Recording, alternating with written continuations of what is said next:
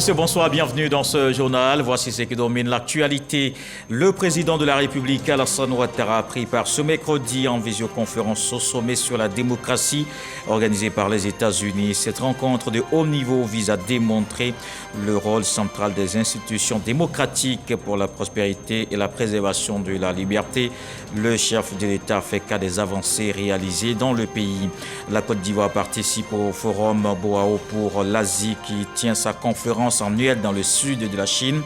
Le Premier ministre conduit la délégation ivoirienne et Patrick Kachi fera une allocution à la tribune demain, une intervention qui sera particulièrement scrutée par les dirigeants asiatiques et internationaux qui veulent explorer de nouvelles relations économiques.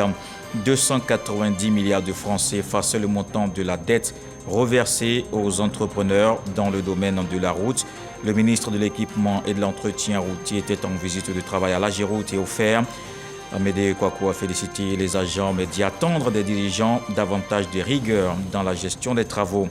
Au Sénégal, malgré l'interdiction de la préfecture, la coalition d'opposition Yewwi Askan Wi a maintenu son appel à des manifestations à Dakar. Demain, jeudi, lors du procès d'Ousmane Sonko, une première manifestation aujourd'hui. L'opposant est poursuivi pour diffamation par le ministre du Tourisme.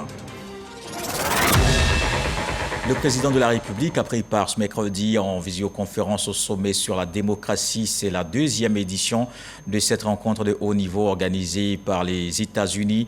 C'est le lieu pour les chefs d'État et de gouvernement de présenter les acquis démocratiques dans leurs pays respectifs. Le président Alassane Ouattara a souligné les progrès réalisés pour le renforcement de la démocratie. Awa Touré. Par visioconférence, les chefs d'État et de gouvernement interviennent à tour de rôle sur les notions de démocratie et de prospérité partagée. Thème de ce deuxième sommet sur la démocratie, co-organisé par les États-Unis d'Amérique, le Costa Rica, les Pays-Bas, la Corée du Sud et la Zambie. Chaque dirigeant explique les progrès réalisés dans son pays en vue de consolider la démocratie et l'état de droit. Les avancées évoquées concernent notamment l'organisation des élections, la liberté d'expression, les libertés individuelles et les droits de l'homme. Nous faisons tous le choix d'être les dirigeants dont notre monde a besoin, de rendre nos démocraties plus fortes pour que le flambeau de la liberté reste allumé pour nous-mêmes et pour les générations à venir. Nous devons continuer à avancer et nous le ferons.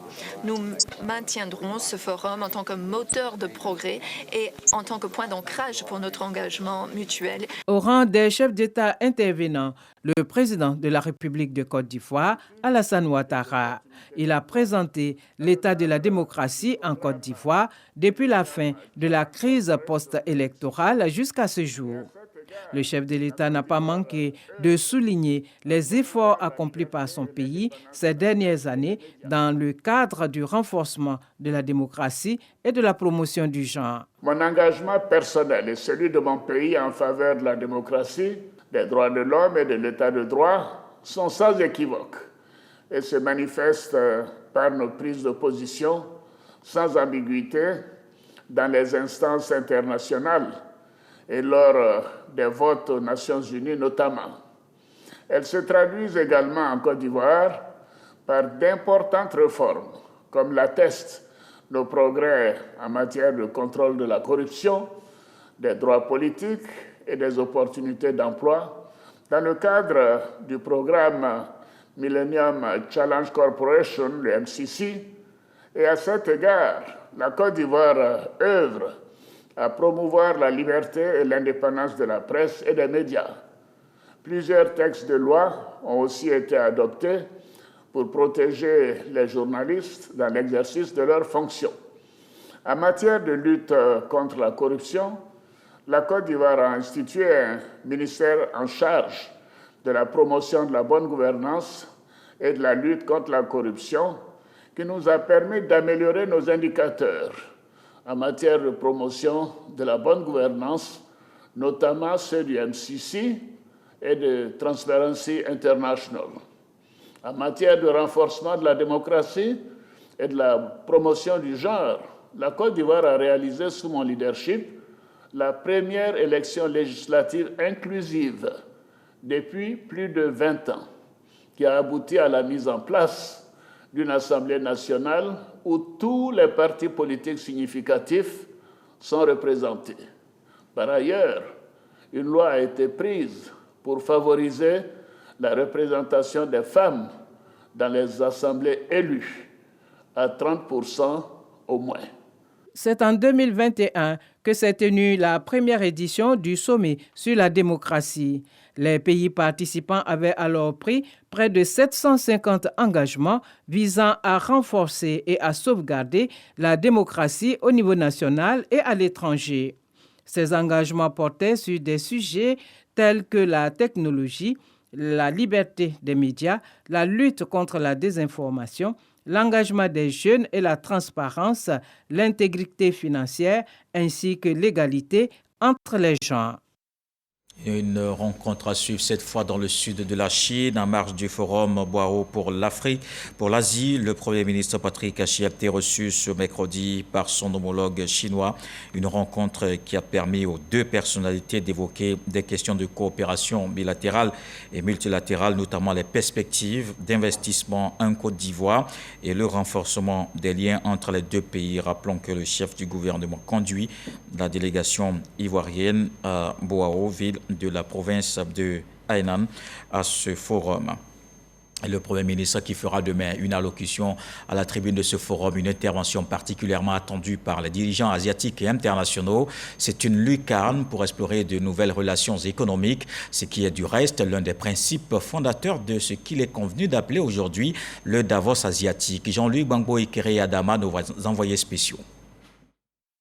C'est sous l'impact des progrès de la mondialisation économique, du développement des grands ensembles régionaux et notamment la crise financière de 1998 que les pays asiatiques ont émis l'idée de la création de ce forum.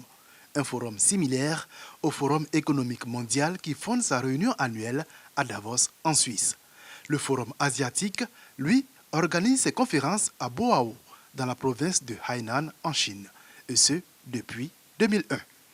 La présidence du conseil d'administration du forum est assurée par l'ancien secrétaire général des Nations Unies, Ban Ki-moon. Chaque année donc, les leaders politiques et économiques de l'Asie et du monde se réunissent dans cette petite ville du sud de la Chine pour discuter sur le maintien du dynamisme économique de la région et sur la coopération avec l'économie mondiale. Cette plateforme de haut niveau, bien que basée en Asie, a une perspective mondiale, offrant notamment des pistes de coopération et de partenariat entre dirigeants des gouvernements, des entreprises, privées et autres acteurs de développement du monde entier. La Côte d'Ivoire, qui est au rendez-vous de ce concert des nations, s'exprimera par la voix de son Premier ministre à l'ouverture du forum ce jeudi. Les potentialités, atouts et opportunités d'investissement en Côte d'Ivoire seront certainement présentées à travers des audiences et des échanges avec les dirigeants de grandes firmes asiatiques. C'est surtout l'axe de coopération sino-ivoirienne que le forum Boao pour l'Asie viendra renforcer pour le plus grand bonheur des populations respectives. Ici à Abidjan, l'Assemblée nationale prépare l'ouverture de la session 2023. C'est ce lundi 3 avril. Plusieurs parlements étrangers seront à la cérémonie en marge. Le pays va accueillir une conférence de l'Assemblée parlementaire de la francophonie. Des informations données lors d'une conférence de presse. Angela Diallo à Boussanogo. La cérémonie solennelle d'ouverture de la session 2023 de l'Assemblée nationale est prévue pour le lundi 3 avril prochain. Pour marquer l'événement, 19 présidents de parlement sont attendus. À l'occasion de cette session ordinaire, nous avons comme invité d'honneur la présidente de l'Assemblée nationale de France, la présidente de l'Assemblée nationale de l'Afrique du Sud, le président de l'Assemblée nationale du Maroc, le président de l'Assemblée nationale du Sénégal. L'Assemblée nationale va également abriter la 14e conférence des présidents d'Assemblée parlementaire de la francophonie le lundi 3 et le mardi 4 avril prochain. Une rencontre internationale parlementaire pour débattre des sujets relatifs à la sécurité et à l'environnement dans l'espace francophone. L'Assemblée parlementaire de la francophonie est un organe consultatif de l'OIF. Les problématiques qui tiennent à cœur l'espace francophone seront analysées et vont induire certaines prises de décision ou certaines orientations adressées à l'Organisation internationale de la francophonie. À ce rendez-vous de la communauté parlementaire francophone à Abidjan, le président de l'Assemblée nationale, Adama Bictogo, recevra une distinction en qualité d'ancien président de l'Assemblée parlementaire de la francophonie. Et après une phase pilote, la ministre de l'Éducation nationale, Mariatou Koné, a lancé la dictée du jour, un programme issu des recommandations des États généraux de l'éducation. Il vise à améliorer le niveau d'écriture et de lecture des élèves. Le programme se déroule dans l'ensemble des établissements de Côte d'Ivoire. Khalid Diobandé et Jean-Marc Djadji. Avant de débuter les cours ce matin, les élèves du groupe scolaire Amondabi de la commune du Plateau sont soumis à une dictée. Et c'est la ministre de l'Éducation nationale et de l'alphabétisation, Mariatou Koné, qui procède à la lecture. Notre maîtresse est élégante et chaleureuse. Cet exercice marque le lancement officiel du programme La dictée du jour, dont la phase pilote a été effectuée en novembre 2022. Il vise à booster les performances orthographiques et grammaticales des apprenants. Depuis la commune du Plateau, le temps donné par la ministre de tutelle est suivi en temps réel par l'ensemble des écoles primaires du pays via le digital. La dictée est même délivrée en langage de signes dans les établissements pour malentendants. Ceci répond au souci de l'équité dans l'accès à la formation, l'équité dans l'accès à l'éducation. Il ne faudrait pas que des enfants d'un pan de notre territoire soient lésés par rapport à d'autres. Nous avons vu avec les résultats du PASEC 2019, que malheureusement la Côte d'Ivoire était à la traîne en matière de lecture, d'écriture. Et c'est ce qui explique que nous avons fait revenir la dictée. Aujourd'hui donc, c'est vraiment un exploit et on réitère vraiment nos félicitations au ministère de l'Éducation nationale et de l'alphabétisation pour avoir réussi cette prouesse. C'est le seul exemple que nous, UNICEF en tout cas, on connaît, le seul exemple au monde qu'on connaisse, qui donc fournit à tous les élèves en même temps le même texte. Le déploiement de la dictée du jour est l'une des recommandations des États généraux de l'éducation nationale. Selon les données de la phase pilote, la dictée du jour aura permis de réduire les fautes d'orthographe commises par les élèves de 61% à 50%. Quant aux erreurs relatives à la maîtrise de l'alphabet, elles sont passées de 84% à 65%. Des statistiques qui augurent de belles perspectives. La dictée du jour sera faite une fois chaque 2 semaines. On parle des infrastructures scolaires. 16 collèges modernes vont ouvrir leurs portes à la rentrée prochaine dans la région du Boclé. Les élèves de plusieurs villages vont ainsi bénéficier de ces infrastructures qui facilitent les conditions d'apprentissage. Il est également prévu d'autres investissements dans les secteurs de la santé et de l'eau. Le ministre-gouverneur Philippe Legré et le président du conseil régional ont lancé les travaux. Sam Konan est notre correspondant permanent dans le Bassa Sandra. Dans 6 mois vont être construits sur ce site, dans le village de Kourmoudou, un collège moderne à base 2 et un centre de santé composé de dispensaires et de maternité. La cérémonie de pose des premières pierres de ces 2 infrastructures s'est transformée en fête populaire. Nos enfants fréquentent à Divo, à Fresco, à Sassandra, on loue maison. Nos enfants, quand ils vont comme ça, ils tombent enceintes et puis ils se retournent encore. Le conseil régional veut construire un collège ici. Ça nous plaît. Ça a fait que nos enfants ils vont rester sur place. Dans le village des Isoko, sur l'axe Fresco-Sassandra, un autre collège verra le jour avec la pose de la première pierre qui a eu lieu également. Pour l'année 2022-2023, nous avons pu ouvrir 2 collèges. Au niveau des établissements primaires, nous avons réhabilité plus de 10 écoles. Nous avons commencé la construction d'écoles primaires. Par exemple, l'école primaire de Kokolo. Au niveau de la santé, nous avons essayé d'équiper tous les centres de santé que le premier président du conseil régional a mis en place. Voyez-vous, nous sommes dans le droit fil conducteur de la politique de développement du président Ouattara. Grâce à qui, aujourd'hui, la région du Boclé a décollé et vraiment marche vers un développement harmonieux. Le président du conseil régional fait un travail remarquable. Mais d'ici l'année prochaine, c'est près de 16 collèges qu'il va ouvrir. Et puis, des châteaux d'eau et qui va équiper tous les centres de santé à Château d'Eau. Mais c'est incommensurable. Ce collège du village de Kormoudou, situé dans le département de Fresco, une fois achevé, sera baptisé Collège moderne Philippe Legris. Tous ces 16 collèges seront mis à la disposition du ministère de l'Éducation nationale dès la rentrée prochaine. On reste dans le développement des infrastructures ici à Abidjan.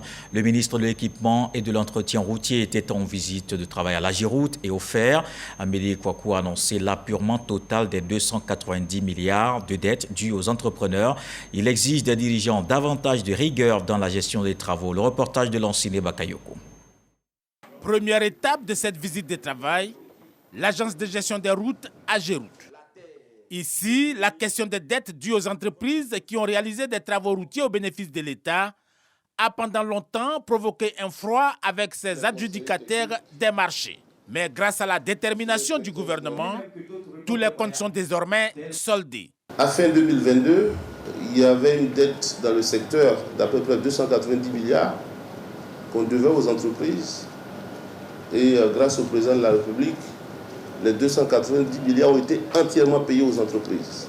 Aujourd'hui, dans le secteur de l'entretien routier, normalement, on doit 0 francs aux entreprises. Je pense que c'est un honneur que nous a fait le président. Et donc, il faudrait que nous travaillions pour ne plus retomber dans ça. Donc, il ne faut pas qu'on commence à engager des travaux tant qu'on n'est pas sûr qu'on a une couverture budgétaire. Donc j'ai rappelé cela aux différents directeurs généraux, parce que c'est extrêmement important. Des efforts importants qui donnent droit au gouvernement d'exiger de ses ingénieurs davantage de transparence et une garantie de bonne gouvernance, notamment en matière de contrôle de la qualité des travaux. Amédée Kouakou Kofi a évoqué le civisme et la responsabilité des techniciens, appelés à s'approprier les grands chantiers d'infrastructure initié par le président Alassane Ouattara. Deuxième étape de la visite ministérielle, le fonds d'entretien routier FER. Une entreprise dont le gouvernement attend beaucoup. Vous avez donc une mission extrêmement importante, c'est de financer tous les travaux qui sont faits, de mobiliser les ressources, non seulement à travers les péages, à travers les redevances qui vous sont reversées, mais tout ça, vous devez en faire donc un bon usage. Amédée Kouakou en a profité pour magnifier la jeunesse du top management de toutes ces structures visitées et même de plusieurs membres du cabinet. Le développement se poursuit allons dans le département de Koro, région du Bafing. Nyokoso, un village, vient d'être raccordé au réseau électrique national et dispose aussi d'un château d'eau. Les populations ont donc manifesté leur reconnaissance au chef de l'État en présence d'un cadre de la région, le ministre Moussa Sanogo. Le reportage de FW. L'électricité attendue à Nyokoso depuis plusieurs décennies est en fait une réalité. J'ai commencé ma classe de CP1 ici à Nyokoso. En ce moment, il n'y avait pas d'électricité. Et vous voyez mon âge aujourd'hui, près de la quarantaine, nous attendons l'électricité là. Et les conditions de vie sont de plus en plus améliorées. Quand il y a eu le courant, mon grand frère a payé un ventilateur d'abord pour moi au village ici. C'était du jamais vu. En plus de la lumière, Nyokoso dispose aussi d'un château d'eau. Tout ce bonheur mérite bien des réjouissances et la reconnaissance à l'endroit du président Alassane Ouattara et son gouvernement qui se battent au quotidien pour le bien-être des populations. Merci d'abord au président de la République, merci au ministre Vagondo et merci également au ministre Sanogo Mamadou et au ministre Sanogo Moussa pour tout ce qu'ils font pour notre village. Moussa Sanogo, ministre du budget et du portefeuille de l'État, cadre du Bafing et patron de ces réjouissances, salue la force de caractère du président Alassane Ouattara. On voit tous le changement physique de notre pays, la Côte d'Ivoire. Mais ce qu'on ne souligne pas assez, c'est que ce changement important est intervenu dans un laps de temps beaucoup plus court que pour d'autres magistères. Ce qu'on ne souligne pas assez, c'est les défis auxquels le président Alassane Ouattara a dû faire face. Malgré toutes ces difficultés, le pays avance. Il faut saluer le président Alassane Ouattara pour ça. Situé dans le département de Koro, région du Bafing, Nyokoso a été érigé en chef-lieu de sous-préfecture en 2017. La localité est peuplée d'environ 1000 âmes. La sous-préfecture de Nyokoso compte 13 villages, dont 11 sont reliés au réseau électrique. Alors maintenant dans le nord, la COPEDA, une ONG de bienfaisance d'Abakala, a fait des dons du matériel biomédical, des vivres aux personnes vulnérables. Les autorités locales ont salué l'initiative. On le voit avec Charles Tatou. La COPEDA, une ONG de bienfaisance, met à profit son partenariat avec les ONG plus fortes. En collaboration donc avec l'ONG française Un Soleil de la ville de Orléans. La COPEDA vole au secours des personnes vulnérables de la commune de Dabakala, du matériel biomédical, des vivres et non-vivres. La remise de ces dons, une fête qui a réuni donateurs, autorités locales et responsables des bénéficiaires, notamment l'hôpital général de Dabakala, centre social et cantine scolaire. Du point de vue partenariat finance, on peut dire que le Soleil est un peu nanti que la COPEDA, du fait qu'elle est une association internationale avec ses partenaires autres européens. C'est la cible la plus vulnérable, les démunis, les sans-abri, les orphelins et puis les handicapés. Nous retenons que ceux qui devaient recevoir les dons ont été servis. Mais nous retenons surtout que nous avons fait œuvre utile. Le message que je vais lancer, c'est le message qui se poursuit, que le chef de l'État nous dit. Et il faut être très proche de cette population-là. Nous avons voulu par cet élément-là être très proche de la population. Le représentant du préfet du département de Dabakala, lui, a salué l'action des donateurs, invitant les cadres et les bonnes volontés à suivre le geste de l'ONG La COPEDA. Les célébrations de la journée nationale de la paix à la ville de Bouaké choisie pour abriter la 27e édition. Le ministre de la Réconciliation nationale est en tournée dans la région de Bouaké. Kwadio Konan Bertin appelle à l'implication de tous. On retrouve Charles Tatou. La Côte d'Ivoire consacre le 15 novembre de chaque année à la célébration de la journée nationale dédiée à la paix. Cela depuis 25 ans. La 26e édition de cette célébration va connaître des innovations. Et c'est la ville de Bouaké choisie qui abritera les cérémonies officielles.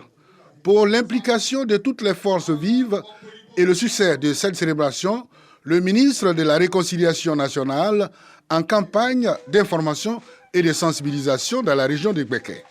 Kwadio Konan Bertin a entamé sa série de rencontres avec les populations dans le village de Kwasi-Blekro, chef-lieu du canton Gossan. Je suis venu commencer par là où il faut commencer. Vous avez vu ici toutes les têtes couronnées.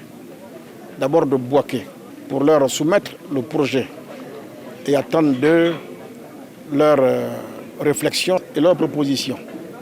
Si en définitive nous sommes tous d'accord qu'il faut tenir donc cette journée-là le 15 novembre à Bouaké, quel contenu il faut lui donner? C'est ensemble avec les populations de Bouaké que nous allons concevoir ce projet-là. Après les garants de la tradition, le ministre Kakabé, accompagné de son collègue des Transports, Amadou Koné, a échangé avec les jeunes de Bouaké. Nous sommes venus confier ce projet à la communauté musulmane, mais beaucoup plus à l'imam central, pour lui demander de continuer de faire des prières pour le chef de l'État, de prier également pour que ce projet se réalise dans de bonnes conditions. On va s'organiser donc pour contribuer, réussir la cérémonie, renforcer la cohésion ici, mais également montrer ce que le président a pu faire dans une région que les gens fuyaient, mais qui est devenue aujourd'hui, qui a repris sa place de deuxième ville. Le ministre de la Réconciliation nationale n'a pas épargné le Forum des confessions religieuses et les responsables de la communauté musulmane à ces rencontres d'information et de sensibilisation. La tournée d'information et de sensibilisation du ministre Kakabé se poursuit dans le département de Sakassou. Mais avant, nous sommes dans la région de la Maraoué. La communauté baoulée de Saint-Fra a installé son chef. Les ministres Amédée Kouakou et Epiphane Zoro-Balo ont saisi l'occasion pour appeler à l'union pour le développement de la localité. Jean-Marc Djadji. C'est la fête à la place Ado de Douafla dans la ville de Saint-Fra. La cause, Nanankoye Kwadio est le nouveau chef central de la communauté baoulée de la localité. Il succède ainsi à Feloukou Kwakou. Il est installé en présence de toutes les autorités politiques et administratives de Saint-Fra et de la région de la Maraoué. Les ministres Amédée Kofi Kwakou et Epiphane Zoro-Balo, respectivement parrain et président de la cérémonie, ont saisi l'opportunité pour promouvoir la cohésion sociale entre les communautés de la région. Nous ne sommes pas là pour parler d'ethnie. Nous ne sommes pas là pour parler de communauté. Nous sommes là pour travailler, pour vivre ensemble. C'est Baoulé, Gouro, Malinké, toutes les ethnies confondues, Yoré, Ayaou. C'est ensemble que nous pouvons faire ce développement. Je voudrais témoigner toute ma reconnaissance au peuple Gouro de Saint-Fra. Mais au-delà du peuple Gouro de Saint-Fra, tout le peuple Gouro de la Maraoué, qui ont accepté leur frère Baoulé, leur frère Senoufo, leurs frères de la CEDEAO, et aujourd'hui qui vivent dans une parfaite harmonie, dans une parfaite symbiose. C'est ça la vision du président Faure-Boigny, et c'est ce que continue aujourd'hui le président Alassane Ouattara. Les cadres de la localité ont rendu hommage au chef de l'État Alassane Ouattara pour ses actions de développement comme le bitumage de l'axe Boisfly-Saint-Fra, la construction d'un château d'eau et le renforcement de l'adduction en eau potable. En marge de cette journée, le ministre Amédée Kofi Kwakou a rendu visite à la communauté musulmane de Saint-Fra dans leur grande mosquée. Il a exprimé sa solidarité en faisant don de 2 tonnes de riz, d'1 tonne de sucre et de 20 cartons de lait en vue de soutenir cette communauté en ce mois béni de Ramadan. Le secrétaire départemental du RHDP de Divo-Ouest, Famoussa Koulibaly, a réuni les militants du parti. Une rencontre de sensibilisation sur la plateforme numérique. Et militants, c'est un site web instauré par la direction du RHDP en vue de recenser tous les militants que compte le pays, le parti à travers le pays. Le reportage de Bahama Traoré. Faire identifier 9500 militants sur la plateforme en ligne e-militant du RHDP. C'est le défi qu'a fixé le parti au secrétariat départemental de Divo-Ouest. Le premier responsable, Famoussa Koulibaly, vient donc galvaniser ses troupes afin de réaliser cet objectif. On a un vivier électoral, on a beaucoup de militants, donc il faut aller vers les gens. C'est le porte-à-porte. Le porte-à-porte, c'est ce que fait Draman depuis quelques semaines dans les quartiers et sous-quartiers de Divo. Au bout du compte, ce secrétaire de section est parvenu à faire adhérer plus de 500 militants. La technique, elle est très simple. C'est la proximité. Il faut être au contact des militants. Tous les jours que Dieu fait, je rentre dans les cours, j'essaie d'organiser les gens. Et puis, bon, le travail ne s'arrête pas là parce qu'il faut toujours se battre. Il faut occuper le terrain, il faut faire un maillage. Il y a beaucoup de personnes qui doivent se faire identifier. Parce que nos mamans, chaque matin, il y a d'autres qui vont au champ, elles reviennent le soir, il y a d'autres qui vont sur les marchés. Donc, maintenant, nous allons procéder au porte-à-porte pour les faire sortir, pour les identifier. De février à la mi-mars 2023, le secrétariat départemental du RHDP, le Divo-Ouest, a enregistré environ 7000 militants sur les 9500 visés. Pour dire que les 9500 assignés par le parti seront entièrement atteints et nous avons nous-mêmes assigné un objectif. C'est-à-dire d'ici le mois de mai, c'est d'avoir 20 000 militants enregistrés, électeurs, parce que c'est ça, c'est des électeurs enregistrés dans notre base de données. La plateforme e-militant a été instaurée par le RHDP afin d'avoir une lisibilité claire du nombre des militants que compte le parti, mais aussi faciliter l'adhésion de nouvelles personnes. L'objectif global est d'enrôler plus de 2 millions de militants. Ceux-ci pourront ainsi bénéficier de la carte de membre et ainsi prétendre aux prérogatives afférentes. Plusieurs villes de l'intérieur ont reçu l'équipe de production de l'émission Bonjour à Daloa. Les humoristes ont permis à la population de s'égayer. Le ministre Mamadou Touré a exhorté à la fraternité et au vivre ensemble. On voit l'ambiance avec Kone Pagasoro de Madongi. Et de 3 pour la ville de Daloa. Humoristes et équipe de production de l'émission Bonjour de la RTI y ont déposé leurs valises. Et c'est la place Bemani du quartier marin qui a servi de cadre pour ce grand rendez-vous du rire et d'humour. Sur le podium, les humoristes ont donné le meilleur d'eux pour offrir au public un spectacle féerique et attrayant. Comment on appelle le premier président de la Côte d'Ivoire? Alassane. Bravo. Nana Sophie Sissé-Boigny. Monsieur Fosseni Dambélé, le directeur général de la RTI, veut saluer la jeunesse de Côte d'Ivoire à travers celle de Daloa. Il demande de saisir toutes les opportunités liées à cette année qui vous est dédiée par le chef de l'État. Le parrain, très satisfait de la mobilisation, a invité les populations de la cité des Antilopes à être des ambassadeurs de paix et des artisans de la non-violence. Il s'est réjoui de la cohésion entre les différentes communautés à Daloa. Merci pour la joie que vous apportez aux populations de Daloa depuis 3 ans. On a pris l'engagement d'être avec vous chaque année. Et ces moments de bonheur qu'on a connus les 2 précédentes années, et je veux que vous avez choisi la crème, vous avez choisi les meilleurs pour égayer la population de Daloa. Donc c'est aussi, après la fête de fin d'année, c'est vraiment le meilleur cadeau qu'on pouvait offrir donc à cette population, à cette jeunesse pleine d'enthousiasme. Le public, lui, a apprécié le spectacle et souhaite le retour de Bonjour l'année prochaine. Ils sont très excellents.